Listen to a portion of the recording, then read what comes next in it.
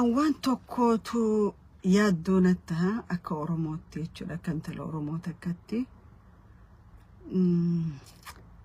haala uummanni keenya keessa jiruu fi haala Oromiyaan keessa jirtuutu yaaddoonata maaliif jennaan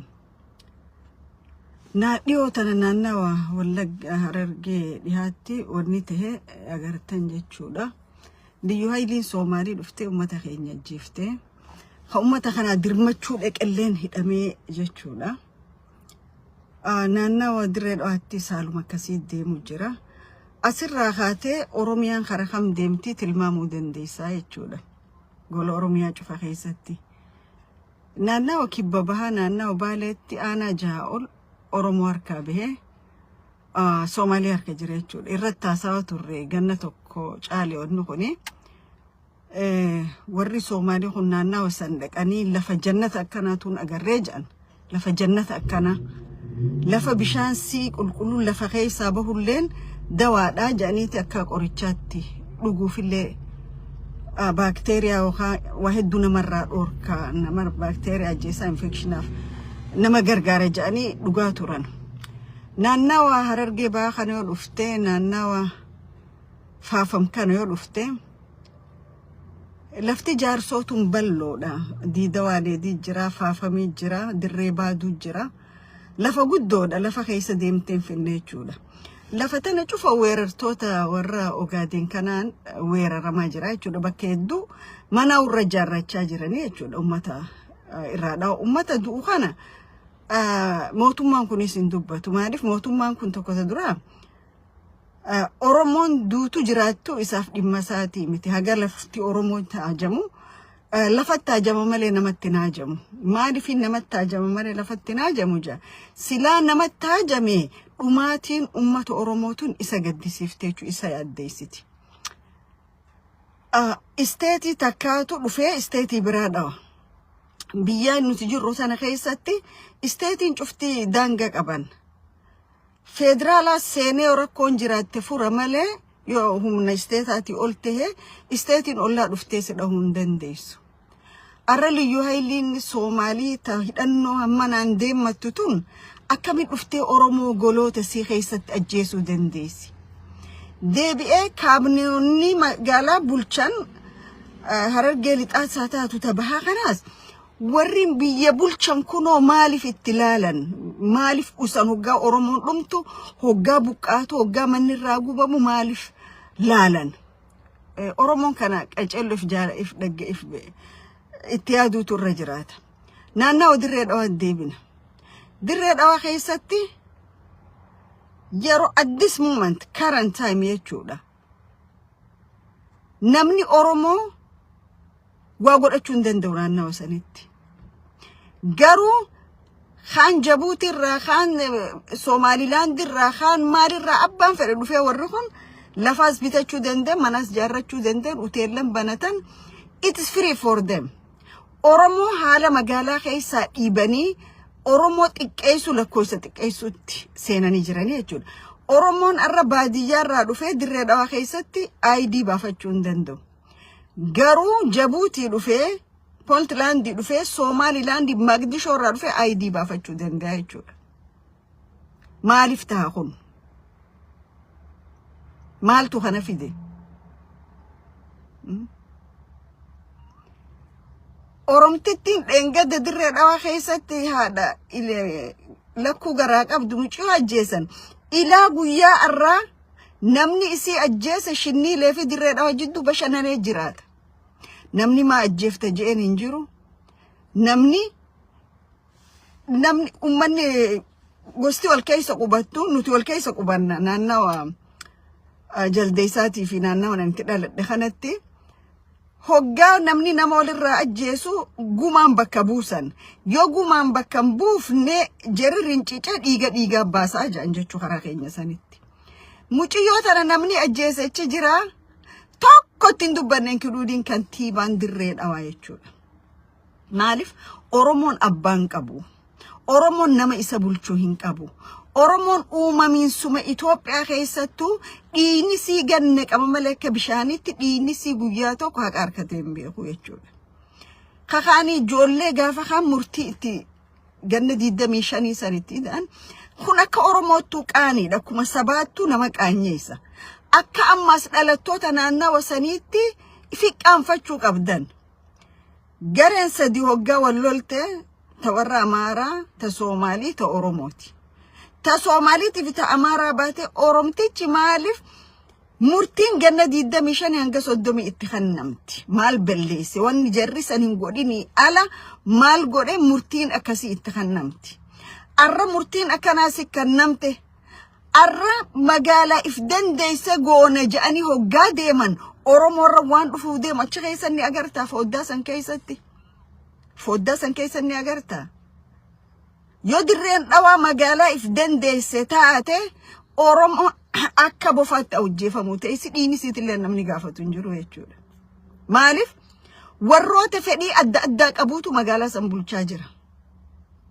ورّا إلالچا أداك أبو مقالة سنبول چاجرة مقالة جابوتي الرا سومالي لاندي الرا مالي الرا ناما اتقالچاني لفخدناني في هيغاري رفرندام أفديه فناية چاجراني يجولا أورمون مقالة قدون قبو فنفنين هالما خيسا جرتو لالي أقر أدري بيوان كيسا جرتو لالي أقر درين روان كيسا جرتو لالي أقر especially أوروميان بها أمان نسي أكا أمة أورومو تلالا مانجرو أكا أمة أورومو لكاو مانجرو أكا نما نمنيخون mirga jiraachuu leeni qaba bakka ja'amu dadhabe matakka gaama jiraachuu hoggaa dhufanii qumbiidha si ajjeesan hoggaa dhufanii mi'eessoo si ajjeesan hoggaa dirree dhawaa si ajjeese shinniilee fi dirree dhawaa jidduu kafee dheddeemu ati nama jiru moo nama du'e atummaan yoo if gaafatte warri arra akkana bookkisu kun gaafa kaleessa ijoolleen Oromoo akkasitti addasii rasaasa kannaa turte eessa turan warri arra dirree dhawaati irratti kana biyya adda addaati dhufee lafa saamu jiru kun warri referendamaaf fanna jiru kun eessa turan yeroo san amma uumamanii kan Oromoon ammas akkuma walii galaattu mootummaan yoo laftita mootummaa bifa amma jiru kanatti jijjiiramaa deeme bifa ammatti hayyatan kanatti khalafa dhabuu ta'u Oromoodha namni tokko kabira lafa dhabuuf hin ta'u maaliif Gondarii fi Goojjam dhaqanii lafan gurguran Arabaa fi warra alaatti Tigraay dhaqanii gurguran lafa khalafa maleessa ta'u Oromoodha jechuudha maaliif laftite abbaa fedheef gurguramti jechuudha abbaa fedheef gurguramti ati lafan qabdu laftite gurguramte Oromoo taanan qabeenya keerra ala si darbaniiti qabeenya keessan abbaa fedhanii gurguranii jechuudha qabsoon Oromoon godhaa turte akka amma jirtu tana keessatti ifarkuudhaaf qabsoo goote Oromoon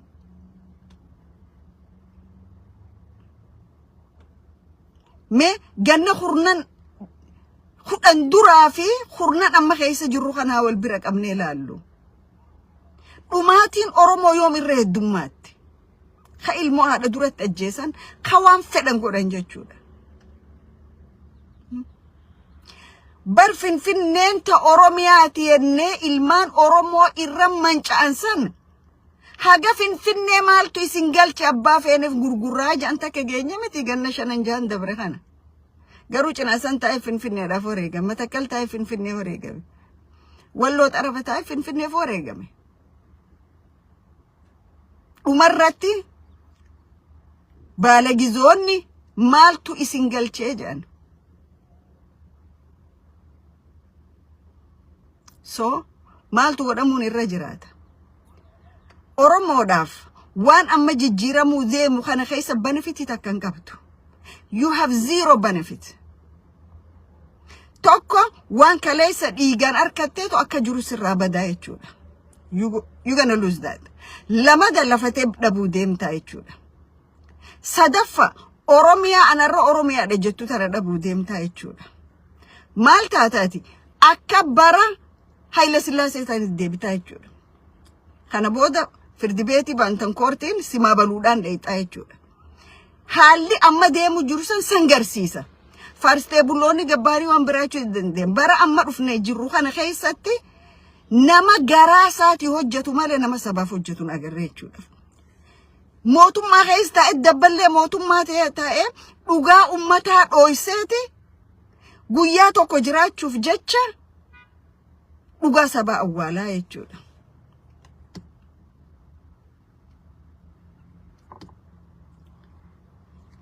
Garuu yoo ummanni keenya jabaate, yoo ummanni keenya wal qabate, yoo ummanni keenya wal dhagahe, akkuma dur lafa isaa deeffatetti, akkuma dur mirga isaa deeffatetti, lafa san bitates kophee malee baha, ka achi keessa kaampaanii adda addaa jaarrates kaampaanii isaa dhiisee deemaa jechuudha. Gaafa ummanni wal qabate wal jaaree waliin ka'e jechuudha. San ammoo haalli keessa jirru maal fakkaata? Arra odoo rakkoon Oromoo akkana deemtu, odoo lafti baalee walakkaa ol fudhatamaa jirtu, mootummaanis gurguramaa jirtu, ummanni mana isaa keessa yaafamee gaara ciisaa jiru, lafti san cinaan Soomaalii kannamaa jirtu. Lafti Harargee akkasii, lafti Boorana akkasiiti. Taa'ee abalu hattuudha, abalu basaasa, abalu maalii waan ama kudhan dura ajandaa irratti jiru kana jijjiiruudhaaf waan ama kudhan dura fidanii jechuudha gad. Waan dabre seenaaf irraa baratta, galmee seenaatiif dhiifta, warra seenaa barreessuuf dhiifta. Garuu daba Oromoo irra hojjetamaa jiru kana dhooysuudhaaf ajandaaleen kun gayyaa'aa jira jechuudha. Kun dhugaa lafa jiru jechuudha. Maaliif? Dhugaarraa waliin ka'an. Dhugaarraa waliin ka'uun cubbuudha. Arra dilli gabbahee social media irratti akkana nama arrabsu khaan gabbuusu khaan gaddeebisu kun lafti baalee aanaan jaha gaafa gurgurammaa gabbaatanii sagaleen ta'ina lafa saniif. Lafti tun lafa teenya lafa Oromooti. Maan dubbatina?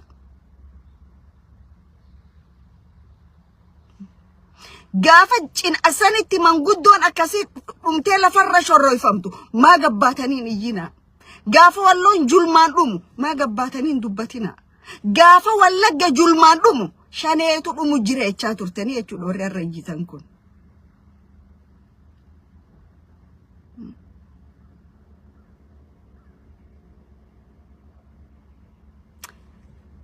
Warri Islaamaa hoggaa dura salaannu fardiidha salaanna.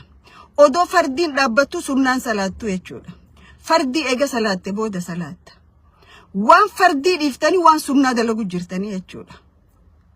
Okay. Diigamiinsa Oromiyaa deemu jiru dhumaatii uummata Oromoo. Mee nama dhumaatii uummata Oromooti irraa dubbatu gartanii torbaan lameen ajandaan gabbee kana. Nama dhumaatii uummata Oromoo torbaanuma dabre kana keessa naanna'u mi'eessootti akkasii dhumu namarraa dubbatu gartanii. Kun qaaniidha. Akka sabaattuu qaanfachuun namarra jiraata. Akka sabaattuu mataa keenya gaccabsuun nurra jiraata. Because kaleessa akka kanniinsaa diina firraa kaafne arra garuu tiiticha hanqannee jechuudha. Maaliif? Namu deemee raqarra dhaqeeti gaafa raqa sanirraa waa dhabu xiixiitii olii gaffiige jechuudha. Akka tiiticha shurufkaa ajaa adda addaarra qubatee quufee zii jechaa oole jechuudha. Haalli nuti keessa jirru haala sanii.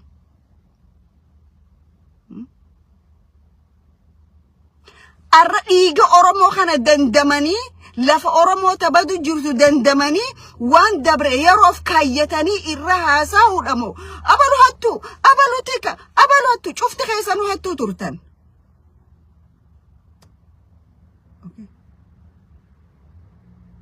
Yoo waani ennenne wanni ennu kiintaalaatu jira darzanaatu jira. Kun cufti haa aggaamatameef tokko Oromoo diiguudhaaf lamata waan amma mootummaan kun godhu jiru diigomsa kana ummata hijaaba dura kaa'uudha akka ummanni agarre ajandaa adda addaatiin burjaajeessanii jechuudha. Maallaqa miliyoona fudhattanu miliyoon 5 fudhattanu nyaachuu keessanis rabbii beeka namni waanuma arra nyaatu beeka malee waan boru nyaatu hin beeku maaliif lubbuun tee boru ga'uun beektu jechuudha. Tanuma arraati.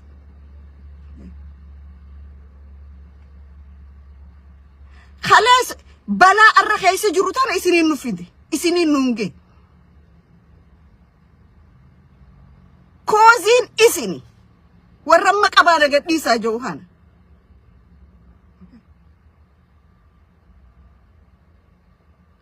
when I say this أني أدخو أكنما سمو ولا باتينا ساو because أن سموتي يا نمني أوليغا دين ننديمو وانين إفجنا لمن أركوفي حالة سمني أورمو كيسا جرلاليتي ناساو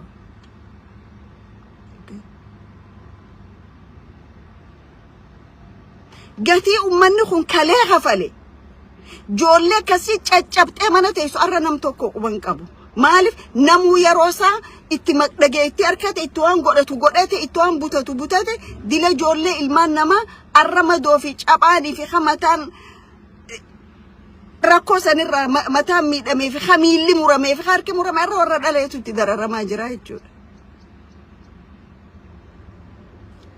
قرين نما بكمتي أركتشو رافي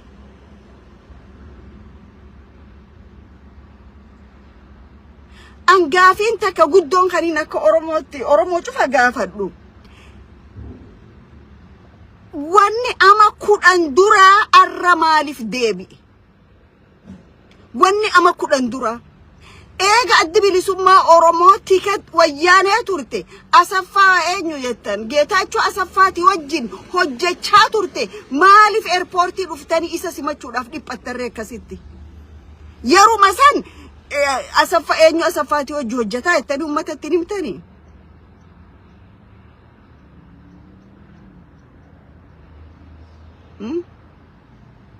أكوان أورمو آنني في ديمو لله تاني أبافتني تو قادو باتنما أجائب سيفتني يتشود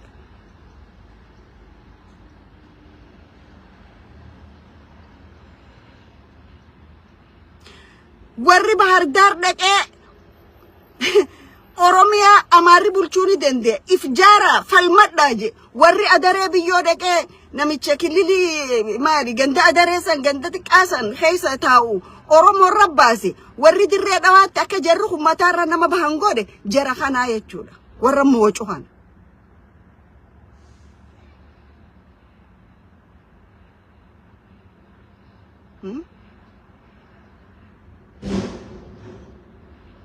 ديني أوروموتو نجي سني فينكان ما أعرف جنان جولين كليسا أكاسيك أماج أجابته الرجالين ساني منا إمسو خيسا ماتي وجيجلن إسنجر ورّي أوليجا فيجاتوري ماتين كيسا فيلا خيسا في النيفي أداما جرتي يتشور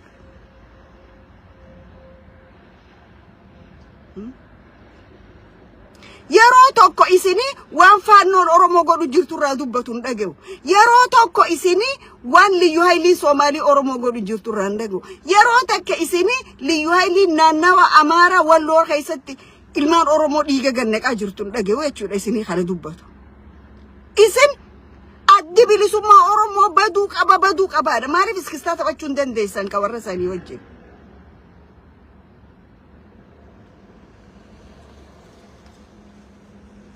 warri waa balleeyseettanii fi isin ka balleeyse je'us waluma qixa badii qabdan badiin tokko eebbifamaa ta'e badiin tokko abaaramaan ta'uu jechuudha amma mana seeraa walaba kamitti wal himata Oromoon kami wal himata eessa wal himata Oromoon mirga itti yakkamaa abbaa fedhe qabdee mana seeraa dhiyeessuun qabaa hin qabu jechuudha soo kanaaf kanaan yuutuubii guddifachuun kanaan sooshaal miidiyaa irratti inkamii barbaada guddifachuun Oromoo burjaajeessuun boruuf illee nama seeneessaa jechuudha qulqulluun rabbii tokkicha qofa gariin harka gariin nama maarreen qulqulluu abalu qulqulluu maarreen qulqulluun rabbii tokkicha nu uume qofa ilmi namaa qulqullu ta'uu hin dandeenye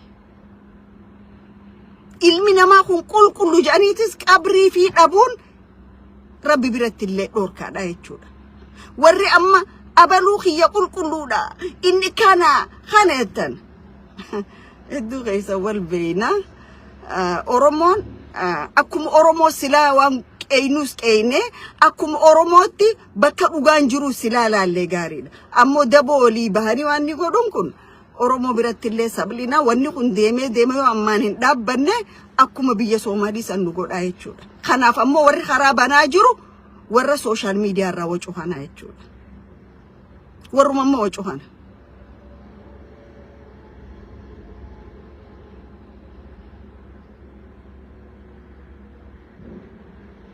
Arrabiiti Soomaalii san biyya takka taate Soomaaliin guddittiin nuti durbee nuti alaabaa buluu qabdu arra alaabaa 15 diidam qabdi. Warri arra Oromoo keessa hokkara kaasu jiru kunis Oromoo karaa san oofu jiranii jechuudha.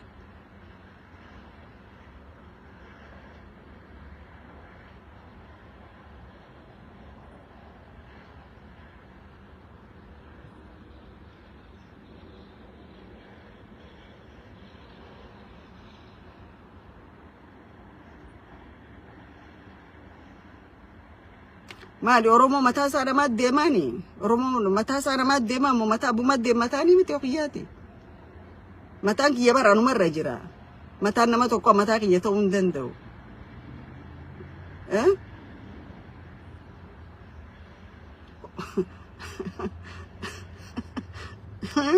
mata ki yesu anu mat de mata ki yo namni si demeni mbe xusani tinda ko kabriti yetinda ki yegaru anu mat de mata namni mataa kiyyaannaa deemu sinjiru namni mataa kiyyaatti sinjiru anumaan mataa kiyya anumaan mataa kiyyaan deemata